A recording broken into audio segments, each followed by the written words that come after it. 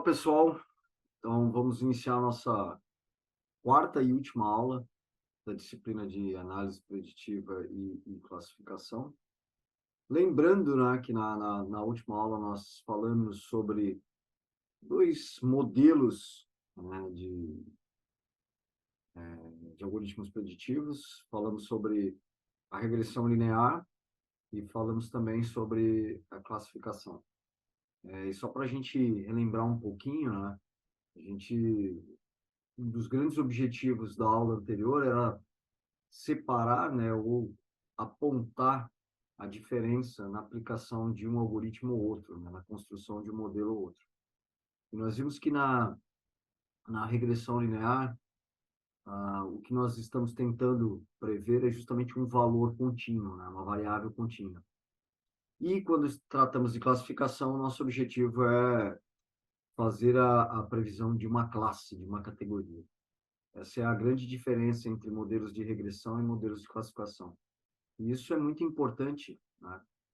Saber essa diferença, distinguir essa diferença, a hora que você está fazendo uma análise de requisitos do teu problema.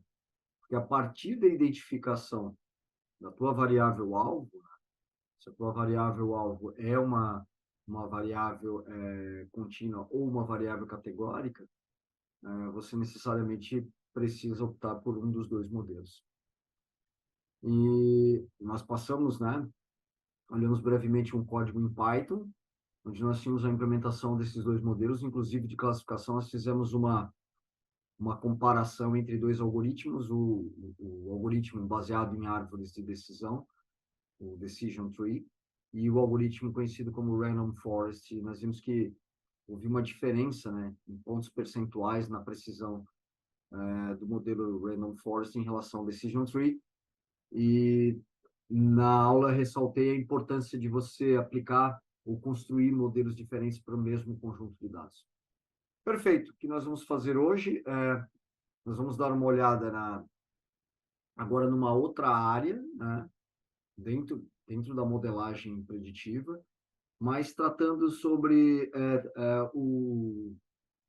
o assunto sobre text mining, né, ou mineração de textos, que é uma área bastante importante, né, principalmente quando nós temos informações que não estão estruturadas, que é o caso dos textos, e aí nós precisamos adotar uma metodologia, técnicas diferentes para poder processar esses dados.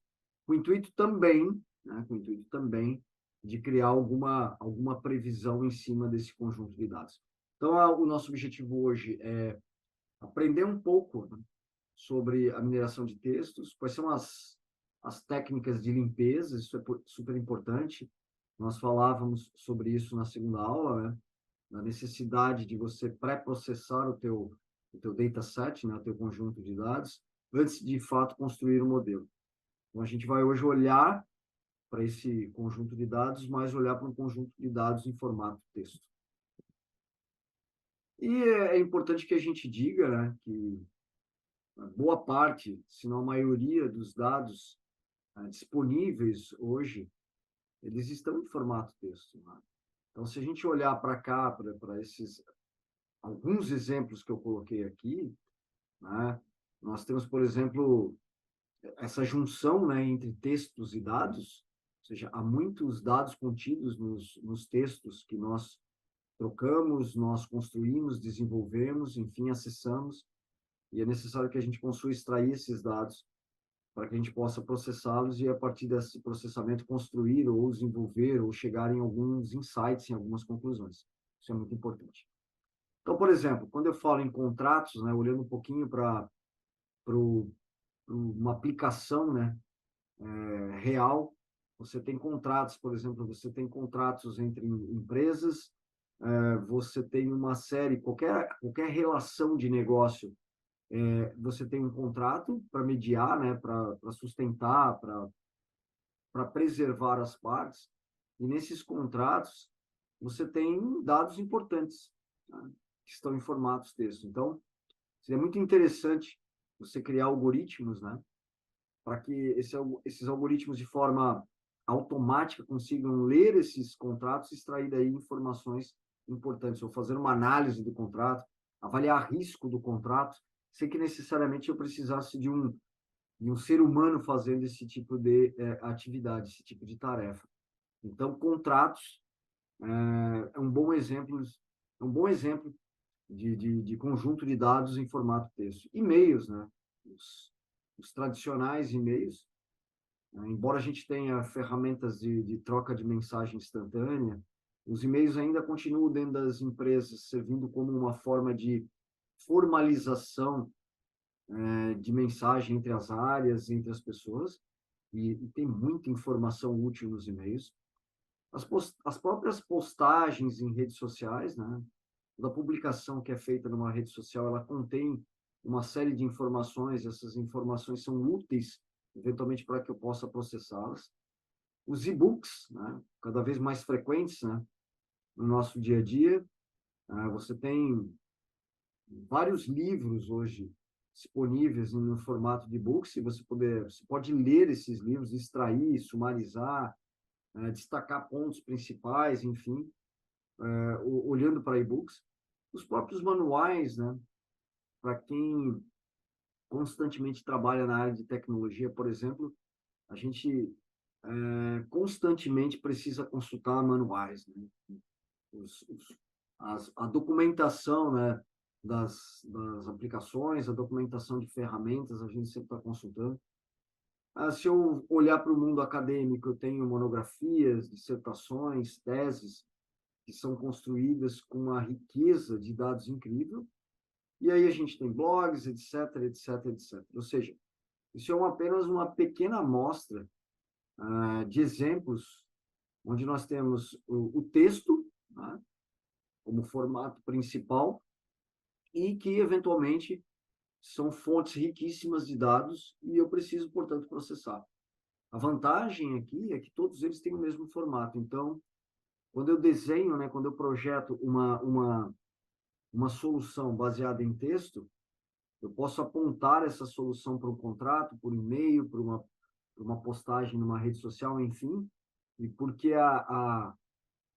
o core, né, o esqueleto dessa solução ele vai ser sempre a mesma. Eu só vou apontar para fontes de dados diferentes ou fontes de textos diferentes. Perfeito. E aí a gente vai para um conceito bastante importante hoje no mundo de dados, né, que é a diferença, né, entre você falar em dados estruturados e dados semi ou não estruturados. A junção entre esses dois conjuntos de dados, né, os estruturados e os não estruturados ou semi-estruturados, e o volume desses dados é que nos remetem ao conceito de Big Data, né? Ou seja, esse conceito de Big Data, ele está justamente associado a quando eu tenho uma diversidade de formato de dados diferentes e, obviamente, com volume, né?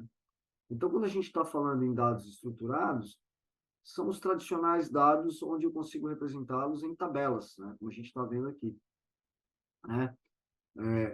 É uma estrutura de dados em tabela, e quando a gente tem esses dados em tabelas, isso nos remete muito aos bancos de dados relacionais, onde eu tenho todo o meu conjunto de dados a respeito do negócio estruturados em tabelas, e essas tabelas estão relacionadas entre elas. E, enfim, são linhas, né, de informações, e essas linhas de informações elas têm dimensões aqui, ou seja, atributos, né, colunas. Essa é uma estrutura de dados amplamente utilizada.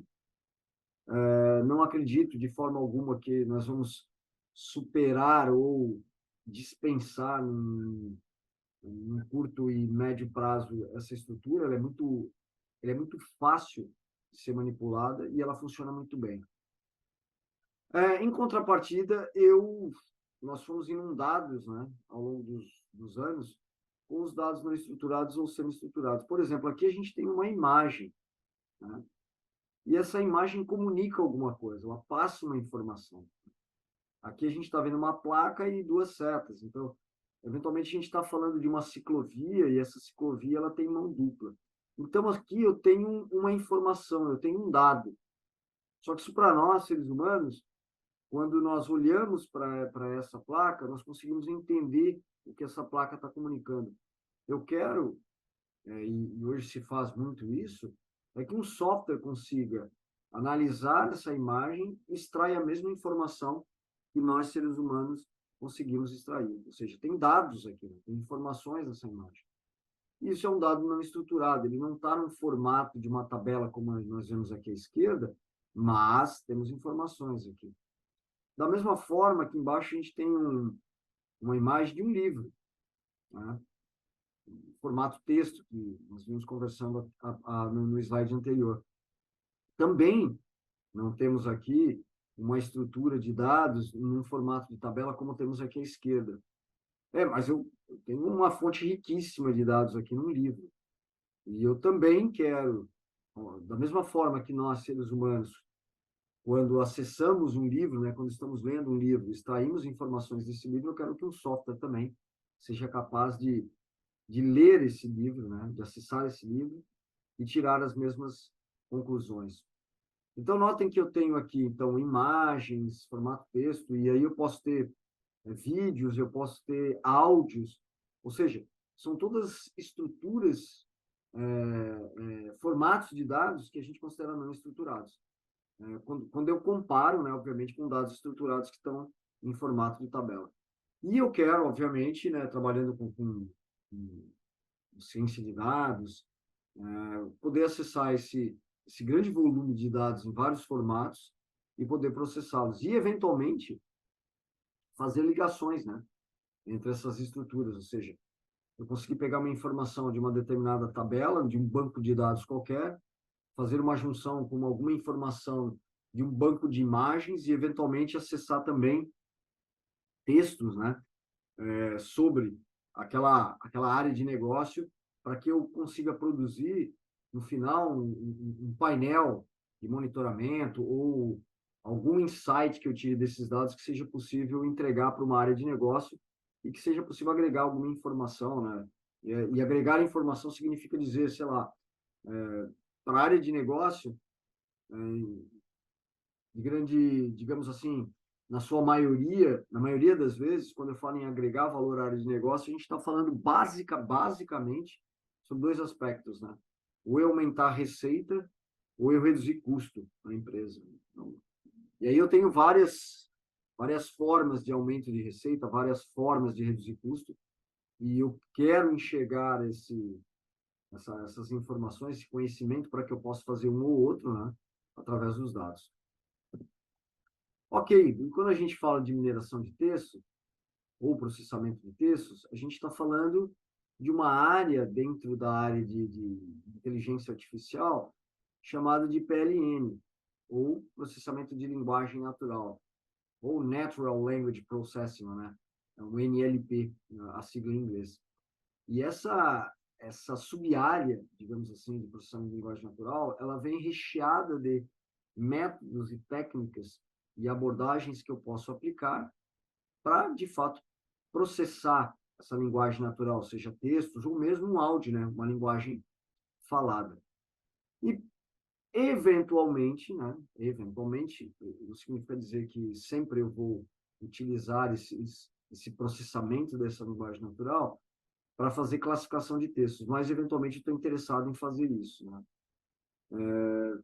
O que seria classificar textos? Eu quero classificar notícias, por exemplo. Então, eu tenho uma série de notícias, né, que são publicadas diariamente, e eu quero classificar essas notícias, por exemplo, notícias de esportes, notícias de política, notícias de economia, enfim. E para que eu consiga classificar essas notícias de acordo com essas categorias, eu necessariamente preciso acessar o conteúdo, eu preciso analisar esse conteúdo, eu preciso separar esses conteúdos e colocar um rótulo, né? Da mesma forma que nós falamos na aula anterior sobre problemas de classificação, né, onde eu quero classificar, por exemplo, um cliente, eu posso classificar textos. Um dos exemplos seria classificar notícias. Um outro exemplo, e a gente estava falando de contrato, né, no início aqui da aula, eu posso fazer uma classificação de contratos. E a gente falou sobre gestão de riscos. Eu posso classificar os contratos como de alto risco ou de baixo risco. E para que eu consiga classificar esses dados, né, esses contratos, eu necessariamente preciso processar o conteúdo, entender, identificar padrões, né? E aí e como eu estou falando de um problema de classificação, um problema de classificação, a gente falou sobre isso na aula anterior. Esses problemas são problemas de aprendizado supervisionado. Isso significa o quê? Significa que eu vou treinar o meu modelo, construir o meu modelo, usando duas fases principais, né? Que é a fase de treinamento e a fase de teste. A gente falava sobre isso na aula anterior, onde eu dizia, olha, normalmente eu tenho um conjunto de dados e eu faço um split, né? Uma divisão desses dados, onde eu tenho uma proporção clássica, digamos assim, não obrigatória, né, mas clássica, de 80/20, ou seja, 80% dos meus dados eu vou usar como treinamento, ou seja, para construir o meu modelo, e 20% eu vou usar como teste, ou seja, para validar o meu modelo, para avaliar e validar o meu modelo. Da mesma forma, vai funcionar da mesma forma aqui com a classificação de textos. Então, para que eu consiga construir um modelo de classificação de textos, eu vou precisar de um conjunto de textos pré-classificados, ou seja, já com o valor da minha variável alvo definido. Então, eu vou usar esses 80% dos textos pré-classificados para que meu algoritmo aprenda o que é uma notícia, ou qual é a característica de uma notícia, por exemplo, de economia, qual é a característica de uma notícia de esportes, qual é a característica de uma notícia de política, ou, no caso de contratos, quais são os padrões ou características que identificam um contrato de alto risco ou de baixo risco.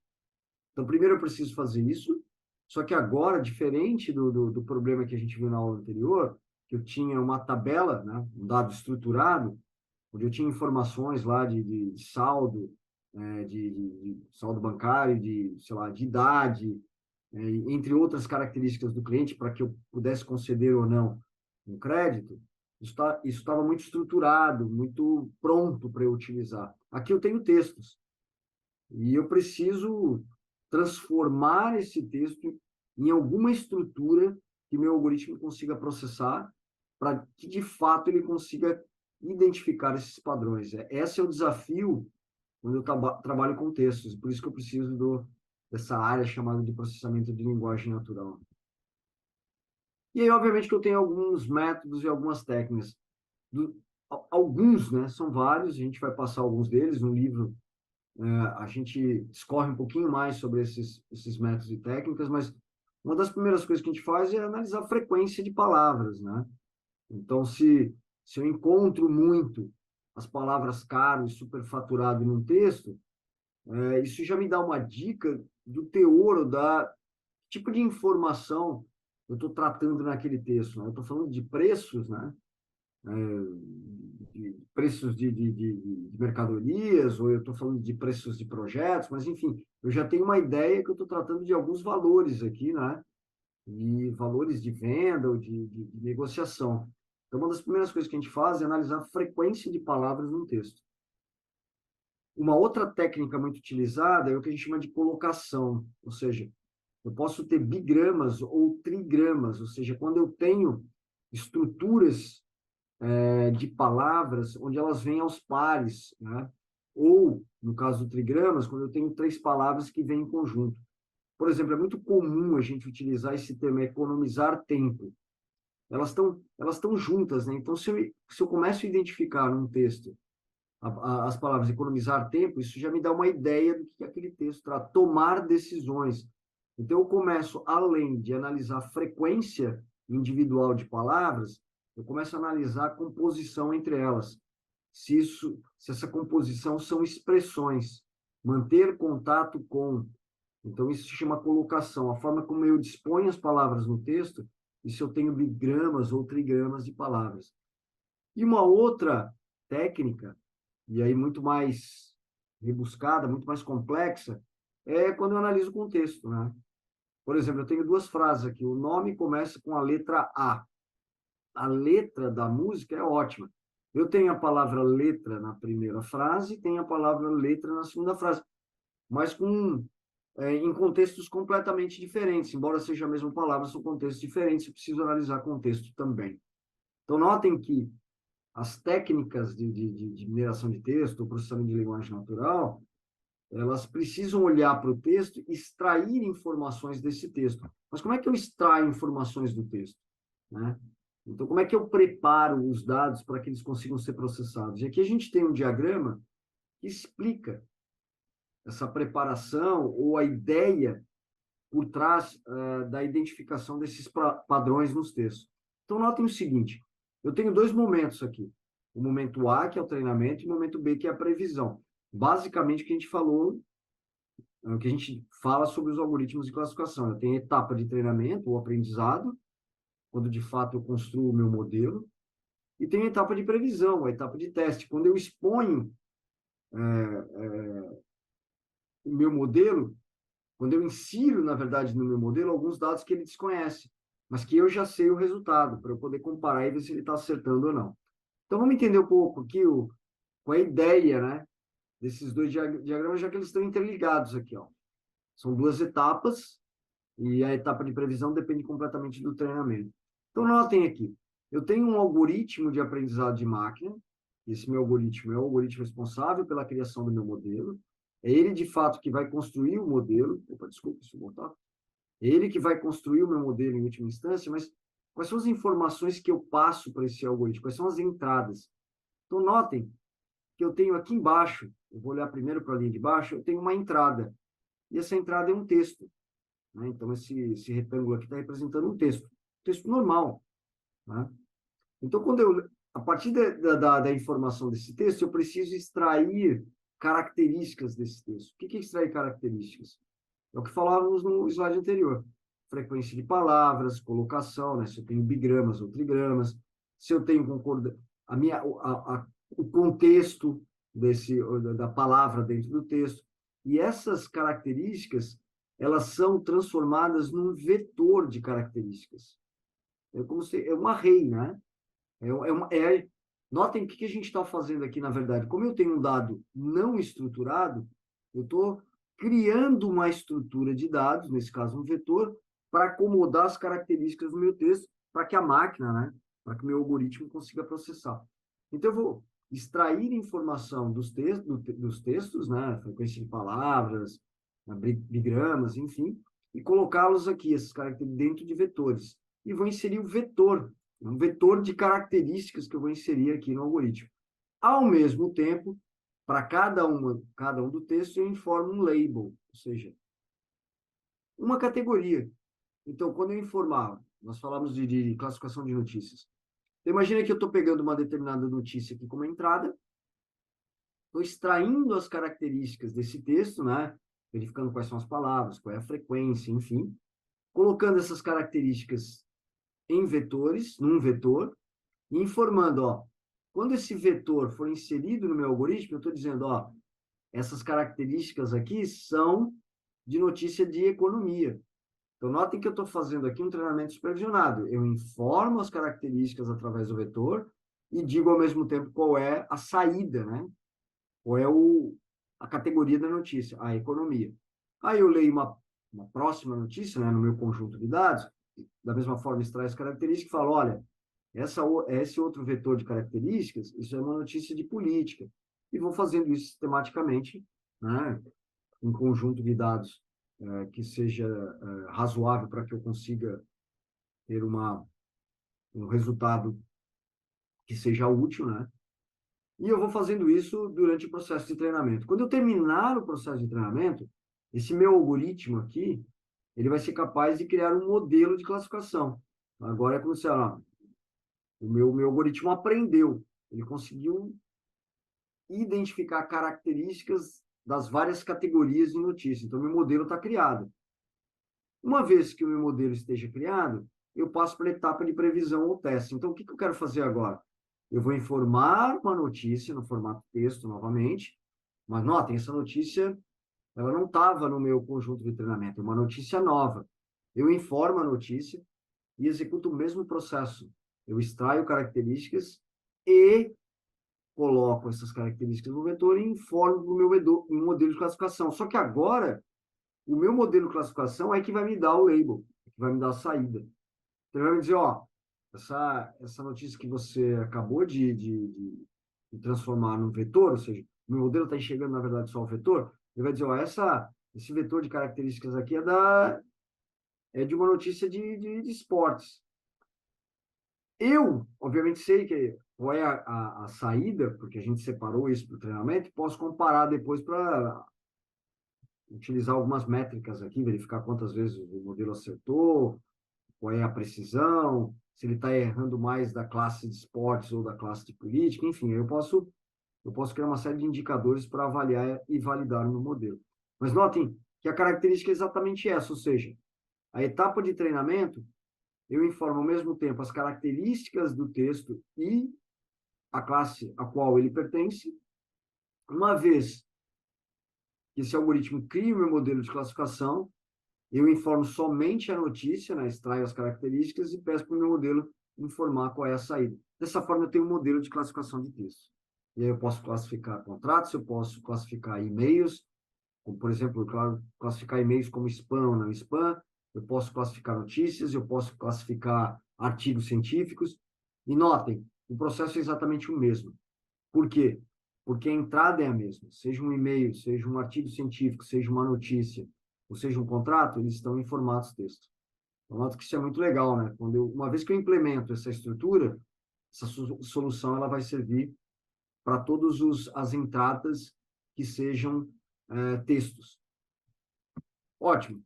Uma vez entendido isso, né, e aqui uma dica, né, já que a gente vem falando, a gente vem implementando, né, ao longo do livro e nas aulas aqui, os nossos exemplos em Python.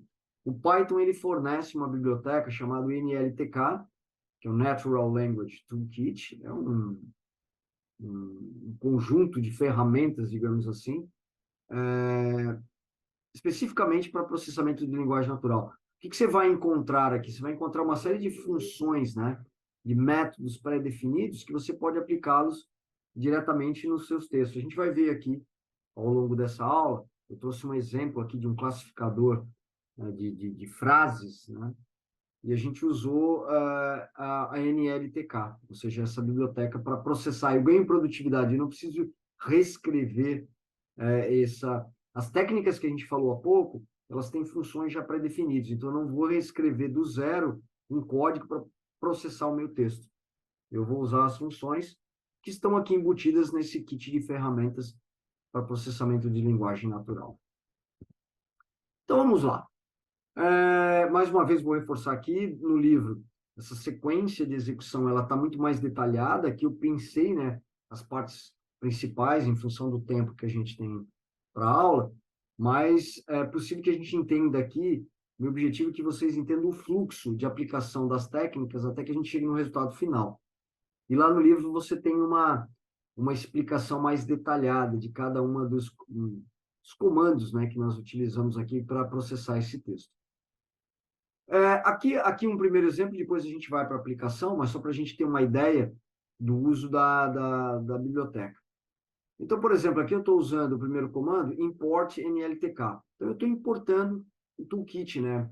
Esse kit de ferramentas para dentro do ambiente que eu estou trabalhando com Python. Lá dentro do NLTK, como eu falei para vocês, eu tenho uma série de funções, né, que eu posso utilizar. Uma delas é chamada de tokenize. O que é a tokenize? Ele vai pegar um texto e vai quebrar esse texto em tokens, vai separar isso em tokens. Um token, por exemplo, pode ser uma palavra. Então, olha só, eu tenho uma variável aqui chamada texto e eu coloquei duas frases aqui, né, como se fosse um parágrafo aqui dentro, armazenado dentro dessa variável. Então, eu escrevi: a mineração de texto está ajudando as empresas a se tornarem mais produtivas. Ponto. O texto contém dados importantes para as empresas. Ponto, fechei. Não tem que estar entre aspas, né? Toda a estrutura, porque é uma string, né? O Python entende que tudo isso aqui é um formato de string, eu coloquei isso para dentro de uma variável chamada texto.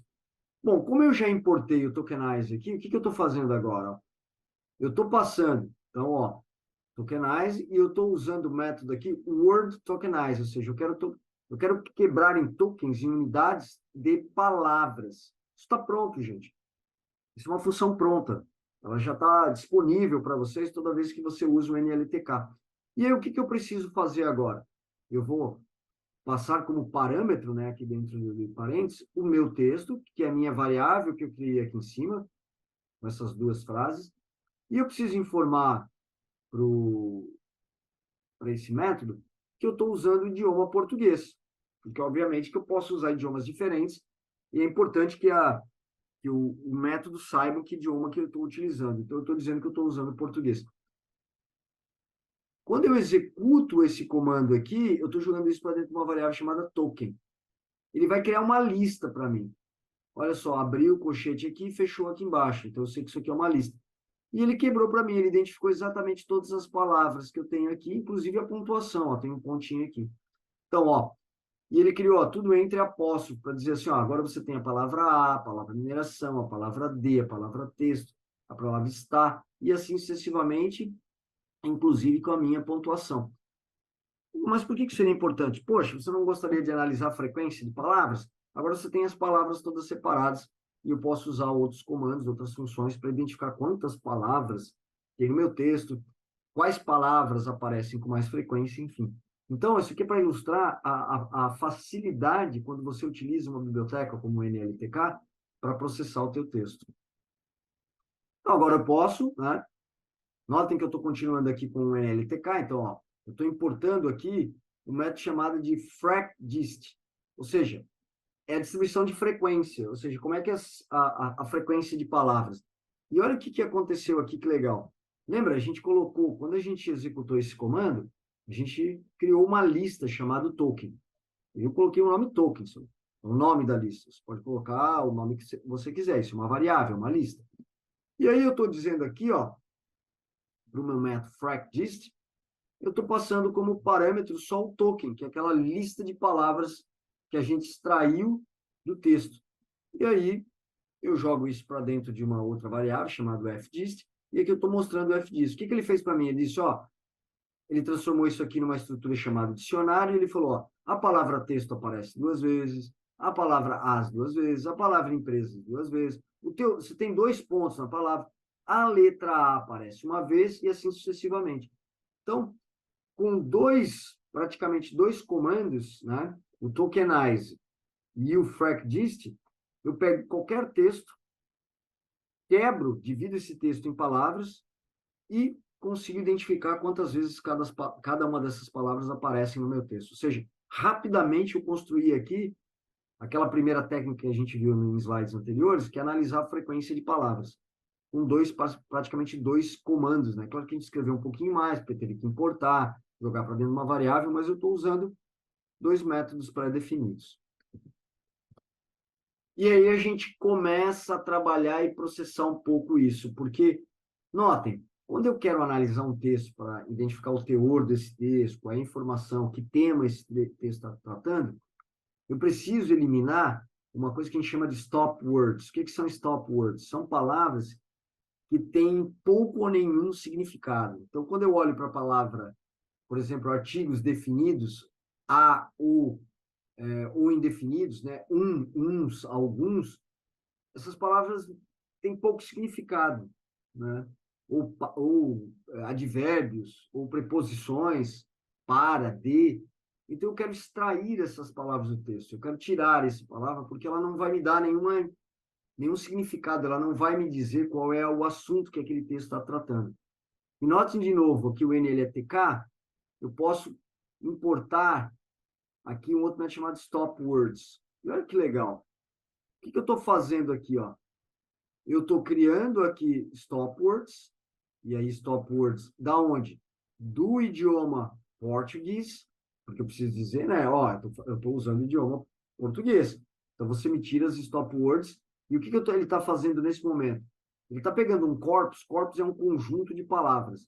Ele está olhando para o idioma português e colocando as stop words mais conhecidas, né, artigos definidos, indefinidos, preposições, etc., dentro de uma variável stop words. E aqui, e eu não vou entrar em detalhe aqui, por exemplo, do comando, aqui lá no livro você tem isso mais detalhado, mas eu estou fazendo exatamente o quê? Olha aqui, ó, esse aqui é o meu texto. aquele primeiro texto. Eu estou passando tudo para minúsculo, que é lower aqui, estou passando tudo para minúsculo. Estou tokenizando aqui, que a gente usou lá o tokenize, e aí eu estou pegando o meu texto, ó, de minúsculas, que é esse aqui, e estou olhando para as stop words. Olha o resultado. Ele automaticamente tirou daqui todas as... Ó, por exemplo, a gente tinha lá, eu vou voltar rapidamente aqui, a gente tinha a palavra a, de, as, se, a, o, as, para. E o que ele fez aqui, ó? Ele eliminou essas palavras. Ele falou, ó, automaticamente eu já estou tirando para você aquilo que não tem significado para você. De novo, eu escrevi pouco código aqui, né? Porque a biblioteca já tem isso para mim, ela já colocou aqui dentro. Max, alguém pode me perguntar, poxa, mas eu queria acrescentar palavras nesse conjunto já pré-definido de stop words. Eu posso fazer isso? Pode. Eventualmente você está desenvolvendo um trabalho sobre textos da instituição de ensino, né, da Unicesumar, por exemplo. E aí você está falando o seguinte, puxa, mas essa palavra aparece em todos os artigos que foram publicados aqui na instituição. Então, como eu estou olhando para dentro da instituição, eu quero tirar essa palavra aqui dos textos. Ok, você pode acrescentar no conjunto de palavras stop words. E ele vai tirar essa palavra do texto também. Então, olha a flexibilidade que você tem. E aí você fala, puxa, mas a pontuação também, eu não quero que a pontuação esteja no meu texto. Mais uma vez, você tem aqui, né, uma punctuation, que é uma função pronta, onde eu vou extrair. Notem que aqui, ó, no slide anterior, os meus dois pontos continuam aqui. Ó. Eu tenho um ponto aqui, que é o ponto que fecha a primeira frase, e aqui o que fecha a segunda. Quando eu executo esse comando, ó, palavra sem stop words. O que é palavra sem stop words? Foi isso aqui, ó, eu estou fazendo uma sequência. Então, eu tirei os stop words, coloquei nessa lista. Agora, essa lista de palavras sem stop words é essa aqui. Então, eu vou executar a remoção da pontuação em cima dessa lista. Ele vai me tirar os pontos. Notem que eu estou limpando o meu texto. Estou fazendo uma limpeza para que ele fique pronto para ser processado, ou seja, colocado no algoritmo de classificação, por exemplo. Eu posso ir além. Eu posso reduzir minhas palavras ao radical, né? Que é o que a gente chama de stemming, ou lematização. Então, a palavra amigos, e, por exemplo, amigos, amigas, amigo, amiga, dependendo do texto que eu quero analisar, eu não quero verificar se essa palavra está no plural, no singular, se está no gênero masculino ou feminino.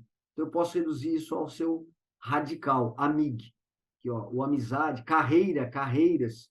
Isso pode ser interessante quando eu quero fazer uma análise sem levar em consideração detalhes do meu texto. De novo, eu tenho uma função pré-definida dentro da NLTK, onde eu vou extrair as informações e reduzir a palavras ao seu radical. Notem que a gente está fazendo aqui é justamente limpando os textos. Eu estou seguindo, digamos assim, um roteiro, né? E esse roteiro eu executo em qualquer texto. Isso que é o mais interessante, sabe?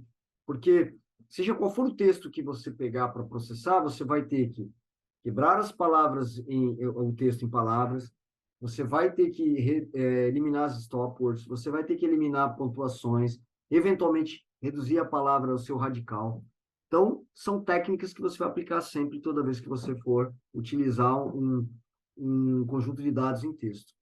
E aqui, eu trouxe um exemplo, que tem um exemplo lá no livro também, do que a gente chama de análise de sentimentos. Aliás, uma aplicação bastante utilizada atualmente, né? Você olhar para um texto e verificar se aquele texto, principalmente para empresas que fornecem, né, a possibilidade de você avaliar o serviço daquela empresa. Você ficou no hotel e o hotel tem lá um formulário, depois você pode entrar e avaliar. Você pode avaliar um serviço, um produto, enfim. E, obviamente, que tem centenas de dezenas e milhares de avaliações e você precisa de um algoritmo para avaliar isso. Não é uma pessoa que vai ler cada uma dessas avaliações para verificar se estão falando bem ou mal do serviço prestado e se eventualmente estão elogiando algum ponto específico ou estão criticando algum ponto específico, você usa um algoritmo para fazer isso. Então, aqui é um exemplo, no livro está bem detalhado, eu tirei lá, fiz um resumo aqui para a gente olhar, mas o que a gente tem aqui basicamente? Aqui a gente está importando Pandas, né, que é a biblioteca que a gente vem conversando já ao longo das aulas, e eu estou lendo um arquivo chamado basesentimentos.csv, vocês têm acesso a isso também, e estou jogando isso para dentro de um data frame. Esse data frame ele é bem simples.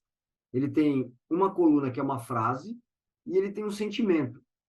Eu tenho 646 frases distribuídas em 6 categorias. A categoria é o sentimento. Então, por exemplo, eu tenho uma frase aqui que está dizendo, ó, esse trabalho é agradável. Isso significa dizer que eu estou expressando um sentimento de alegria. Gosto de ficar no seu aconchego, alegria. Fiz adesão ao curso hoje porque eu gostei, alegria. Então, eu tenho 646 frases e elas estão associadas a 6 categorias. Esse é o meu data frame. E quais são as categorias? Ó, 600, ó, aqui a gente fez um shape, é um número de linhas, 646 frases, com 2 colunas, frase e sentimento. E aqui a gente fez ó, um value counts, e aqui trazendo o percentual. Essas são as 6 categorias. Então, olha, vejam como está bem distribuído aqui, né? 17% é alegria, 17% é medo, raiva, tristeza, surpresa e nojo. Então, eu tenho esses sentimentos aqui distribuídos entre essas 646. Qual é o meu objetivo? Eu vou treinar um algoritmo para que ele aprenda ou consiga extrair padrões de acordo com a saída. Para que ele consiga aprender quando eu estou falando algo que expressa alegria, ou raiva, ou tristeza, por que eu quero fazer isso? Porque depois eu quero escrever frases quaisquer e que o algoritmo seja capaz de me dizer, olha, essa frase que você escreveu aqui, você está expressando raiva. Nessa aqui, alegria. Nessa aqui, surpresa. Notem como isso é importante. Porque depois eu posso jogar isso para dentro de um texto qualquer, de um discurso, de uma palestra, ou de uma avaliação que fizeram sobre um determinado serviço e classificar isso de acordo com o sentimento que a pessoa expressou. Isso é muito, muito útil quando a gente está lidando com textos e avaliações. Então, o que a gente vai fazer aqui? Aqui é um sample, né? O sample é uma amostra, então eu peguei aleatoriamente 10 frases. Então, notem aqui, ó, essas pessoas são esplêndidas. Surpresa, alegria, nojo. Nossa, que vontade de vomitar, nojo. Tristeza, você mudou comigo. Medo, socorro, ele queria roubar os meus doces. Então, tá aqui. Tá aqui, elas estão classificadas dessa forma. A nossa missão agora é escrever, né, um código, né, que consiga construir um algoritmo que possa ler essas informações, né, um classificador, e possa depois, com base nesse treinamento, identificar o que a gente está expressando. Aqui eu já trouxe o exemplo do classificador. De novo, lá no livro está passo a passo, tá? A execução de cada uma das etapas. Vocês sugiro fortemente que vocês reproduzam isso aí no ambiente de vocês, até para vocês entenderem e depois possam usar até com outro conjunto de dados. O que eu tenho aqui? Esse algoritmo é um algoritmo baseado em probabilidades. Então, quando ele olha para isso aqui, o que ele está dizendo aqui para mim? Ele está dizendo que a palavra, por exemplo, aqui, ó, nota que a gente reduziu também as palavras aqui ao radical, tá? Usando o steaming, a lematização. Então, eu vou pegar esse aqui, ó, depress. O que ele está dizendo? Quando essa palavra é true, quando ela aparece, ele avaliou que ela aparece nas categorias triste e medo. Só que ele aparece 3,8 vezes mais na categoria triste em relação a medo. Então, para cada uma vez que ela aparece medo, ela aparece 3,8 vezes mais para a categoria triste. O que o algoritmo está fazendo? Ele está trabalhando com probabilidades. Então, quando ele olhar para a depressa, ele vai associar isso mais a triste do que a medo. Quando ele olhar, por exemplo, a acredite aqui, né? Ele vai associar mais a surpresa do que a triste, porque ela aparece 6,8 vezes mais. Ou seja, o algoritmo ele conseguiu. Eu já coloquei esse conjunto de dados para o algoritmo e ele retornou essa informação para mim. Tá? Aqui eu só estou olhando as informações, né? Como o algoritmo ele fez aqui, por exemplo, quando ele olhou para isso aqui, para essas palavras, ele associou a essas categorias. Bom, mas a gente quer testar isso para ver se isso aqui funciona. Então, o que a gente fez aqui, ó? A gente olhou para a acurácia do modelo. A acurácia do modelo é 43%, ou seja, quando eu pego o meu classificador depois que eu treinei o algoritmo, e confronto ele com a base completa do teste, eu separei isso, né, 80 a 20, nas 646 frases que eu tinha, eu separei 80% para treinar o meu modelo e 20% para testar. Esse 20%, ele acertou 43% do sentimento. Aí você fala, pô, mas nem metade? Notem, esse modelo ele é bem simples. O fato dele acertar 43% já é algo promissor. Você fala, pô, daria para eu trabalhar aqui em cima desse modelo para melhorá-lo, claro, mas eu já consegui, de 20% de 646 frases, eu já consegui acertar quase metade, né? Ou seja, o algoritmo leu a palavra e falou, a frase e falou, ó, esse é do sentimento X ou Y. Essa matriz aqui do lado, eu explico bem ela lá no livro, é uma matriz de confusão. Então, o que está na diagonal principal foram os acertos. Então, 27 vezes o algoritmo disse que aquela frase é de alegria e era de fato de alegria. Para medo, ele acertou 20. Para nojo, 22. Para raiva, 15. E aí, sucessivamente, foram os acertos dele. À medida que eu mostrei os 20% para teste, ele foi acertando. De novo, quero pontuar aqui, isso é muito importante.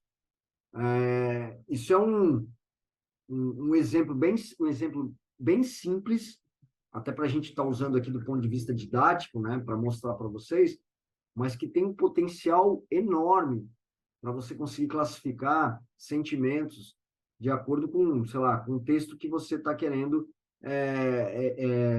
avaliar, ou seja, se é uma avaliação de um serviço, se é uma palestra, se é um discurso ou coisa do tipo.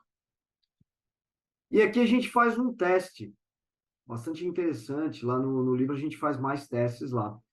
Notem, agora aqui, depois eu treinei o meu modelo com 80%, eu testei o meu modelo com os 20%, e agora o que eu fiz aqui? Ó? Eu estou criando uma frase totalmente nova. Essa frase aqui, nossa, que notícia maravilhosa, ela não existe lá nas 646 frases. Essa aqui é uma frase que eu escrevi agora aqui, ou seja, eu coloquei a frase. E o que eu estou fazendo? Todo esse processo aqui, ó, esse código tá aqui, é para eu. Notem, eu preciso pré-processar essa palavra, eu preciso extrair daqui as stopwords, a pontuação, enfim, reduzir as palavras ao radical. Então, é esse código que está fazendo aqui, que são funções que já foram definidas. E lá no livro, você vai ver que tem uma sequência, eu explico cada uma delas. E aí, o que eu fiz aqui? Eu peguei, depois dessa, dessa frase ser pré-processada, ela entra com uma variável novo. E eu estou passando o novo aqui para o meu classificador. Eu estou dizendo, ó, eu já tenho um modelo de classificação. Eu estou dizendo, ó, classifica essa frase para mim agora.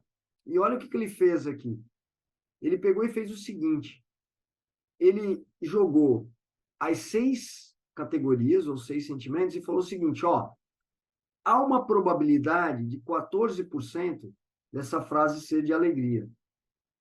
Há uma probabilidade de 19% de ser nojo. Há uma probabilidade de 5% de ser medo. Uma probabilidade de 9% de ser raiva. Uma probabilidade de 42% de ser surpresa. E uma probabilidade de 8% de ser tristeza.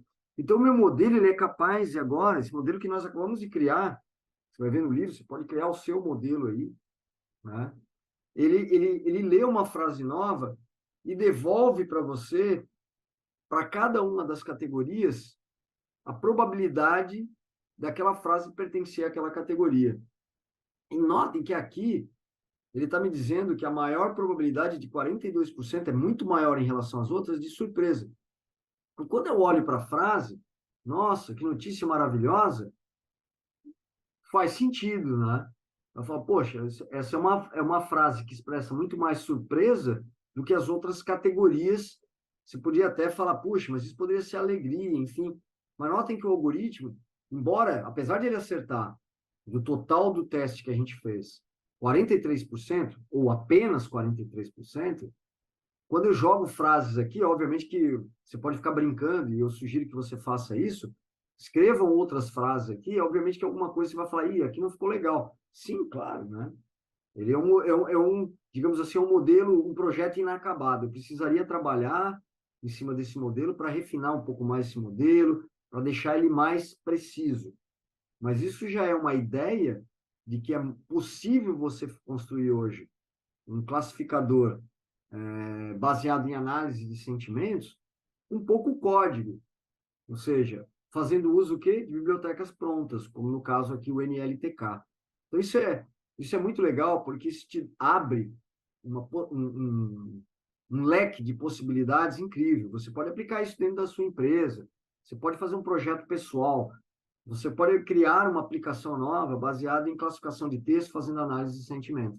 Então, agora, né, imagina que você treinou isso com algumas avaliações de um determinado serviço e agora o teu algoritmo, de forma automática, consegue ler uma determinada avaliação que um usuário fez lá do hotel ou de algum serviço que foi prestado para ele e o algoritmo vai dizer, ó, essa avaliação aqui, ela é uma avaliação negativa, ela é uma avaliação positiva, ela é uma avaliação neutra, enfim. Então, notem como isso é importante e como eu escrevo pouco código hoje fazendo uso das bibliotecas disponíveis. E aí, né, uma reflexão final, como eu sempre faço, né, a mineração de texto permite a criação de modelos capazes de interpretar textos, identificar termos e tópicos, analisar sentimentos, o exemplo que nós fizemos aqui agora, detectar idiomas ou então resumir textos para captar a essência do assunto, né? Ou seja, resumo de texto, detecção de idiomas, interpretação, identificação de tópicos, né, o dos temas, análise de sentimentos, são alguns dos exemplos de aplicações onde eu trabalho com mineração ou processamento de dados que estejam em formato texto. Espero que vocês tenham gostado da aula. Sugiro fortemente que vocês deem uma olhada lá no livro, né? E não só assistam o vídeo e leiam o livro, mas reproduzam isso no ambiente de estudo de vocês, porque é dessa forma que vocês vão conseguir assimilar bem o conteúdo. E não só, vão além, né? Usem outros arquivos de conjunto de dados, mexam no código, experimentem. Tem muita informação útil aí na internet. É dessa forma que você vai ganhando experiência e vai aprendendo cada vez mais. Pessoal, foi um prazer aqui trabalhar com vocês nessa disciplina. Espero que vocês tenham gostado. Espero que vocês avancem cada vez mais nesse conteúdo. Reforço o que eu disse na primeira aula. Essa é uma área que está muito aquecida em termos de mercado de trabalho. Cada vez mais esses profissionais são demandados aí pelas empresas. Então, vocês têm aí um futuro esplêndido aí pela frente. Muito obrigado, um abraço, gente, e até a próxima.